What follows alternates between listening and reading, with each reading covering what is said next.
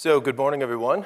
We're going to talk a little bit today about OSTHUS's work across the pharma enterprise. There'll be several talks here at the conference that have to do with the Allotrope Foundation. As many of you know, we're the architects of the Allotrope Foundation, but our colleagues from BioVia and several of the other companies that are here will also be discussing the ADF file and how Allotrope works and so on. But I'm going to expand a little bit on that today to talk about how OSTHUS is actually working with our pharma customers to expand beyond just what's going on in laboratory instrument data to wide areas in the pharmaceutical enterprise. So I'm going to start off with something a bit provocative to start with, and that is that, hello, there we go. The pharma industry is at a tipping point. So I found this paper online, I read it, I found it to be extremely interesting. What it says is basically that there's a decreasing supply of new drugs. There's a decreasing revenue growth projection. There's decreasing investment, therefore, that will go into R&D because of those decreasing revenues. So this spells some bad, stormy days ahead, perhaps, for the pharma industry, because the investment that happens is in R&D that doesn't get actualized for many years after that R&D takes place, right? So you have to have something that comes out of this over time in order to keep fueling the fire so that you have more money to spend on R&D later on. So if revenues decline, and if it's true that there's this law of diminishing returns that's happening in the pharma industry, then R&D is going to be in some trouble in the near future. In fact, this paper predicts that by 2020, for perhaps 2021, many pharma companies will be at a break-even position, okay? So what do we do about this? Well, to remedy this situation, one of the things you can do is reduce R&D costs. How do you reduce R&D costs? One of the ways I'm going to show you that we're helping some of our customers to reduce R&D costs is to actually use the data that you have more efficiently than you currently are, instead of creating a bunch of more data that you also don't efficiently quite know how to use. So the idea here is that many experiments actually get rerun simply because people can't find the data from the experiments that happened in the past. The costs of the system integration that's going on is much higher than the cost of basic data integration. So to actually bring platforms together, to actually bring together these complex systems across the company in R&D is just cost prohibitive. So standardization is one thing that can actually help to significantly impact these costs, especially if we look at how the costs translate from upstream to downstream. So basically the message here is, first of all, use the data you have before you think about generating a bunch more and what you're going to do with that. This similarly impacts the big data problem. So before you think about, well, how do I invest in big data? How do we build a bigger data warehouse? How do I build a data lake? We need to think about what are the patterns of data you actually want to use inside of your company, to find those patterns, to use that data, and you can sometimes alleviate the stress of, well, now I have a data overload problem, right? People have too much data, and in fact, studies show that too much data actually leads to lower productivity because people don't know what to do with it again. So now, once you have data available, let's suppose that you can start to standardize. So you can use some things like some vocabularies, perhaps. Perhaps you can come to some standard file formats. You can overcome some of the problems of transitioning your data from R&D into production and then using those things in regulatory to go back to R&D, perhaps even into archiving, like we'll talk about in a moment. Once that data is connected and available, you need to automate as much of that as possible. In other words, the idea of just giving people a ton of data and saying, good luck, have fun, drive around, right? Find some interesting patterns, find some interesting things. That kind of exploration is good. It's valid when you don't know what you're looking for, when you're truly in an exploratory mode. But after you've been in exploration for some time, it's very, very useful to automate these processes in the forms of perhaps rules, perhaps systems that can automatically simply send you the information you need or run the queries that you do all the time. Many of our customers that we work with have scientists who basically hit the same data sources a lot over and over and over again. Those things could be automated. The last point is connect your internal data to other external data sources. There's a lot of good information in the world. The talk just before that spoke about blockchain, public versus private, is spot on. There's a lot of items in the open source world that your company could leverage. But are you leveraging them? Do you know how to connect to them? Do you have the right framework in place that allows you, for example, to pull in someone else's vocabulary or someone else's data model and integrate it and be able to use that information and plug it into this automated chain? So don't reinvent the wheel, actually build data communities. And this is where we see a lot of companies in other areas making a lot of headway nowadays. So at OSTHUS, we approach this problem from the perspective of what we call big analysis. So big analysis is a term that we've coined to replace the phrase big data, because I think big data is already kind of tired, it's been used a lot, and just talking about more data isn't really getting to the problem. We wanted to ask, how do you actually use data? How do you actually do analytics with a lot of data? It's about making big data small data. It's about making big data useful data. So what we do is we actually combine in these pictures. On the left side, you have traditional, perhaps, data science, as we might call it, statistics, machine learning, algorithmic-based kinds of applications that use advanced mathematics. On the right side, what we have are logic-based approaches that use things like semantics and reasoning. So if you combine those two items together, you can now have both a top-down approach from the semantic side, where you build models about what exists in the world, and then you connect to your underlying data sources. And you can also use statistics, which starts with the underlying data sources and bubbles those patterns and bubbles those connections and those classifications up. So in this sense, in big analysis, we see these things as two complementary sides of the same coin. So for us, we are bringing this kind of approach to the organization and helping people drive across the entire enterprise.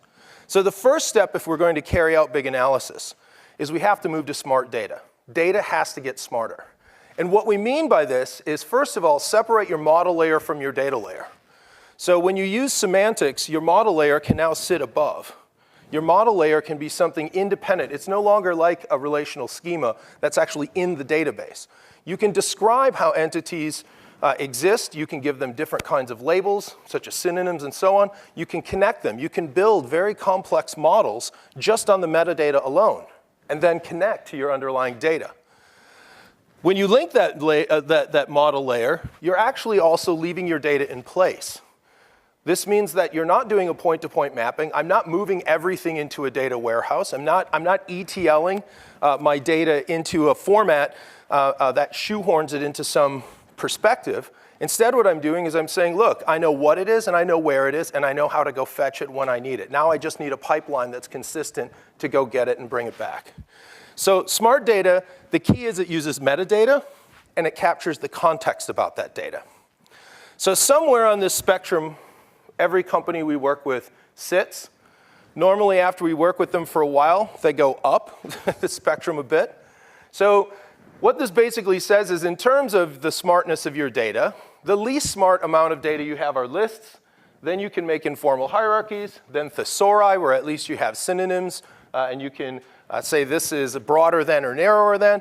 Then you cross that line, and when you cross that line, you get into true semantics, which is where you have formal taxonomies with real ISA relationships, where you have inheritance now in your classes.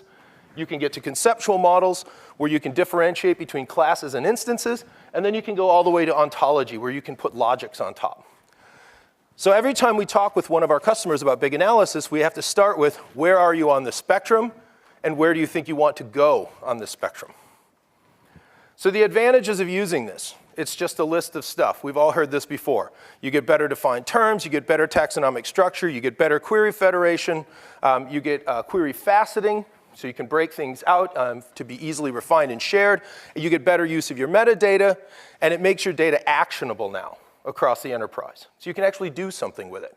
So adding smart data to big data provides the means to access and use the data, and it requires combining this logical data with the statistical data in order to find the patterns that really matter. So if we look at the average trend across the company, we can see upstream and downstream. So for OSTHUS, we do this work, for example, with allotrope, lab instruments. And there you see the ADF file. Other people will talk about this. We'll, in fact, have a workshop on this later. But the key component here for this talk is to discuss the data description layer. That's the metadata component inside the ADF file. That's what tells you what that data is, where it came from, who put it there, who has access. There's perhaps some provenance in there, perhaps some governance.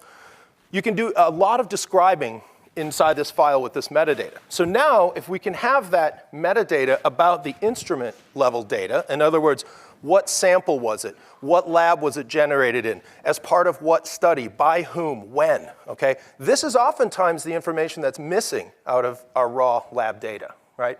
So if we have a good data description, we can now connect. And if we look at this orange line as being our semantic connectivity, we can then show we can move that instrument data from R&D to clinical. We can eventually move to production. We can eventually take that to regulatory and into our documents, both in our submissions that already exist, as well as helping to formulate the ones that we're going to write in the future.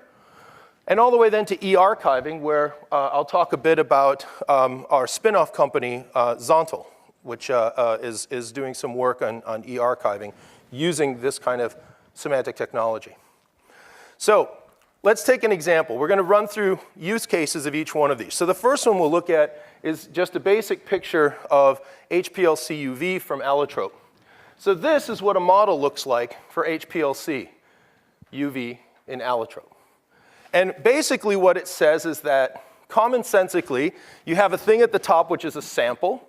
And a sample is basically a material that goes into the blue things, which is a device of some kind. And that device has all of these different parts, valves, pumps, auto samplers, detectors, and so on. That device produces a process, which is your HPLC run.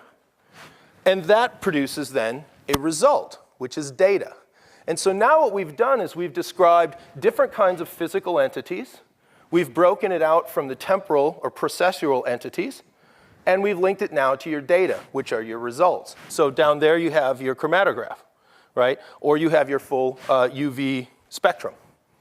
So in this sense now, allotrope is providing you with instrument data that gives you a very logical view of the world that's happening in our heads all the time. We know this is how experiments work, but our computer systems do not. So by capturing the data this way, we can now say a lot at the instrument level. Now if we move on, I'm going to show you a piece of applying this exact same semantic technology to some work we're doing with AstraZeneca and MedImmune. So these are actually colleagues' slides, Tom Plastor. And he shows that basically, here's a common example of the kinds of interfaces that you have to worry about, from target discovery, lead discovery, optimization, preclinical development, and so on, right? And you can see this is a very, very complex kind of process. And so, again, what we're trying to do is we are trying to get some type of information connectivity across all of these domain nodes. And so in this project, one of the things that we're doing is we're using semantics to really apply fair data principles to these types of edge informatics. Fair means you make your data findable, accessible, interoperable, and reusable. Okay?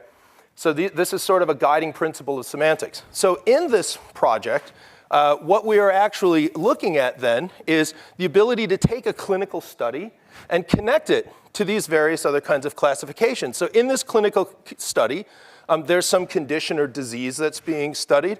There's an official who's an investigator. There's a location that it's done at, and so on. So you can see now that if I can have my data from my upstream R&D processing in place so I can understand how I manufactured the drug, what got me to this point in my research in the first place, and now how is it being administered in a clinical trial, I've connected those semantically. right? So now I can say this compound is the thing that's being studied in this clinical trial for this disease by this investigator at this location and so on. And if we move on then, we can say, okay, so what do we do when we get to production?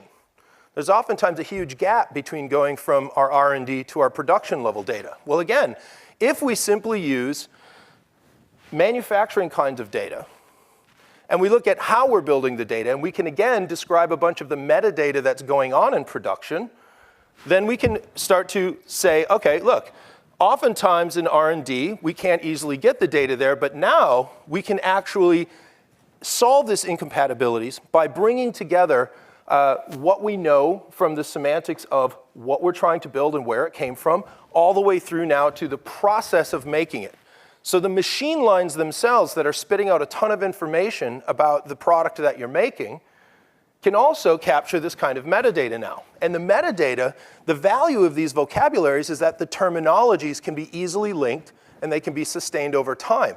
And because they're very flexible, as things change, you can simply update your model, right? So here now what you can actually do is in manufacturing, what people care about are things like alarms and trending. So this product is no longer going to fall in spec, or this product is having an issue here or there, or this line is performing worse than that line, and so on and so on. So here you care about things like yields to defect, for example. That's one thing that we had aimed this information at that helped us to understand better what is it people are trying to make and how can we connect that to the rest of the organization. Then if we look at regulatory, now you have to add in a slightly new kind of technology, which is called natural language processing. And here we do entity extraction. So in regulatory, the challenge is the data is mostly unstructured. In fact, 90% of everyone's data is unstructured. So it's very, very important to be able to pull the information out of these texts and link them via an actual semantic connectivity in terms of the terms. And then you can, of course, just draw connections right to your databases. So using this technique, you can pull things out of documents about, say, active or inactive ingredients. You can pull things out of these documents about compounds or chemical structures, and you can then connect them to what you have in your structured world. You can also take and connect them to these public data sources. So you can do some examination of what else is going on in the world. So we've connected, for example, in the past for a couple of our customers, APIs to the FDA or the EPA or these kinds of agencies where they put information out there about all the products that get registered. So there's a ton of information that can be mined by your organization out of these documents. You can also actually use the structure of these documents in your ontologies to help you create the next round of documents. So you can actually structure these documents a bit more, which makes them easier to write, which makes them easier for people to review, and so on and so on. So you can cut down on the complexity of regulatory by now you're connecting things all the way back. Because if I have a common vocabulary here that talks about the compound of interest, I can go back and look at which clinical trials now I've put that compound into. I can look all the way back to my R&D phase. How was it created and why and when? And I can even look at certain production data and discover things about, okay, well, perhaps some of the problems we had in manufacturing this could be overcome by such and such and such. So if we move on then, in the interest of time, the last piece we're going to look at then in this e-data lifecycle is really the e-archiving. So in e-archiving now, what you want to do is you want to make the archived data no longer a vault. We don't want the data to just be shoved into a box and then maybe it's someday looked at. Instead, you should think about your archived data as living data, as data that you're using all the time. One of our colleagues from Bayer will be speaking later on in his talk about the work we're doing on this project together. So Zontal is the tool that we are using, and it makes data available for easier search and indexing because it's using that data description layer I discussed from the ADF file. So there's an inherent semantics already built into this system. So now when you want to search on things that have been archived, again, you're using a common vocabulary, you're using common conceptual models, and it's much, much easier to find what you're looking for. So if we no longer think of archiving as a vault, but as an integrated part of the data management lifecycle, we now can think of using our existing data, instead of, as one person put it, instead of as exhaust, we use it as fuel that goes back into the engine. So basically, if we think about using this kind of semantic approach to at least connect our metadata, and then think about how we can use our statistical approaches to statistically understand more of the patterns and trends in that data, then what we have is an integration layer that's highly flexible. And we're not talking about we're not talking here about a specific entire platform. What we're saying is you should be able to move and exchange these parts as needed. So if you have semantic databases already, they of course can be connected. Dashboards and reporting devices can be connected. Your structured data can be connected.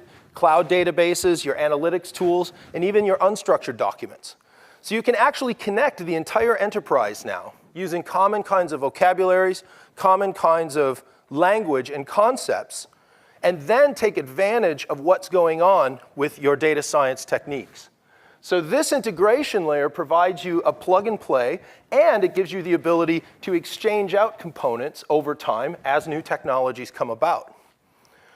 So in the end, what it looks like is all of your information now on the bottom, all the way from your instrument data to your operational databases, to your Excel, your documents, some semantic information you may already have, as well as the entire world of linked open data, can be connected via this lightweight semantic layer, can have data science running along with it, that's the big analysis concept, and can drive those topics at the top, your analytics tools, your various visualizations, and your reporting techniques. And FAIR is the principle that's driving this. So it's now accessible for a lot of advanced technologies. So I thank everyone for your attention. OSTHUS will be here the entire conference. My colleagues Wolfgang Kolzmann and Friedrich Hübner are both here, and we'll be meeting with people. And I'm, of course, available for any comments or questions you may have afterwards. Thank you very much.